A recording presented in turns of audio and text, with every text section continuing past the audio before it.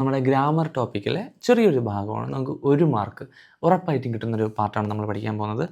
ഗ്രാമറും വൊക്കാബുലറിയും കൂടെ ഏറെക്കുറെ 20 മാർക്കിന് നിങ്ങൾക്ക് എക്സാമിന് ചോദിക്കും 10ാം ക്ലാസ്സിലെ പരീക്ഷയ്ക്ക്. ഓക്കെ, അപ്പോൾ ഇത് വുഡ് യു മൈൻഡ് എന്ന് പറയുന്നൊരു ചെറിയൊരു ടോപ്പിക്കാണ്.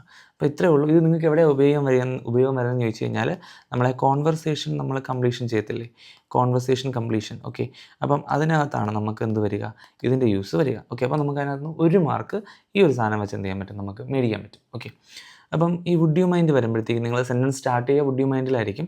അപ്പം നിങ്ങൾ നോക്കേണ്ട കാര്യം, വുഡ് യു മൈൻഡ് വന്നു കഴിഞ്ഞാൽ അതിനുശേഷം വെർബിൻ്റെ ഏത് ഫോം എഴുതണം, വെർബിൻ്റെ ING ഫോം എഴുതണം. സിമ്പിളാണ്. വുഡ് യു മൈൻഡ് വന്നു കഴിഞ്ഞാൽ അതിനുശേഷം വെർബിൻ്റെ എന്ത് ഫോം എഴുതണം, ING ഫോം എഴുതണം. ഓക്കെ, നമ്മളൊരു ചോദ്യ രൂപത്തിലാണ് വുഡ് യു മൈൻഡ് യൂസ് ചെയ്യുക. ഓക്കെ, അപ്പം ലാസ്റ്റ് ക്വസ്റ്റ്യൻ മാർക്കും കൊടുക്കണം. ഇവിടെ നോക്കിയേ, would you mind locking the door.